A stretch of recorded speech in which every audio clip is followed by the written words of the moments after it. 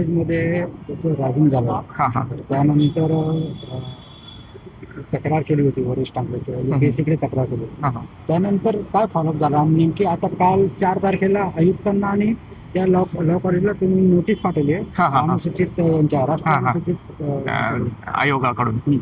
तर माझी जी मूळ तक्रार होती 2024ला केलेली, ती मूळ तक्रार फक्त रॅगिंग नव्हती, तर रॅगिंग सोबत ॲट्रॉसिटी होती. मी मूळ सरमकुंडीचा आहे, उस्मानाबाद धाराशिव जिल्हा, आणि जात चांभार.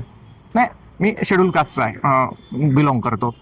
तर त्याच्या संदर्भात त्या अनुषंगाने मी ॲट्रॉसिटीची तक्रार दाखल केलेली होती प्रिन्सिपलच्या अगेन्स्ट, चौकशी अधिकारी आणि मुलं.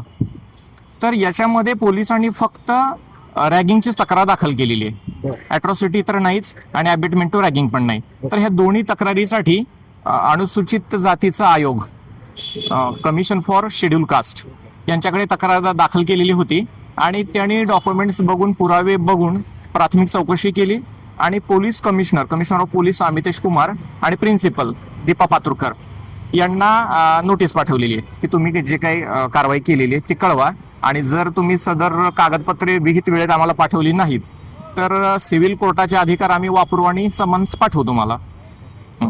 तर आता जर समजा हे जर पुढं नाही झालं तर पुढं काय तुमची भूमिका असणार?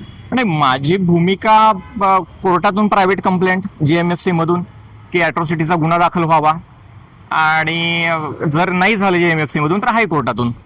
कारण प्रायमा फेशी आहे कागदोपत्री क्लिअर आहे की त्यांनी माझ्यासोबत जातीभेद केलेला आहे, आणि ॲबेटमेंट टू रॅगिंग तर आहे, सेक्शन 7 हे लावलेलेच नाही पोलिसांनी. तर पोलिसांचं ज्या संत कारवाईबाबतीत असमाधानी आहे ते प्रकार खूपच वाढत चाललेला आहे. पोलीस कमिशनरला आतापर्यंत मी 3 ते 4 वेळा भेटण्याचा प्रयत्न केला, त्यांनी भेट न देता इतर ॲडिशनल CPंना वगैरे भेटून फक्त या अधिकाऱ्याकडून त्या अधिकारी पाठवलं चाललेलं आहे. तुमची आता कमिशनरना पुन्हा एकदा भेटणार आहात का? तुमची त्यांच्याकडे मागणी काय असणार?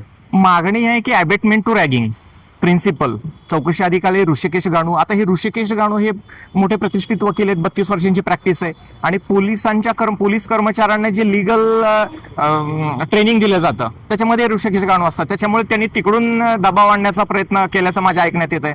ते पोलीस आता कमिशनर जे पूर्वी थोडेफार सहकार्य करण्याच्या मूडमध्ये होते पोलीस, ते आता अजिबातच दाद देत नाहीयेत. त्यामुळे तपास यंत्रणा किंवा तपास कॉम्प्रोमाइज होतोय असं मला दिसून येतंय.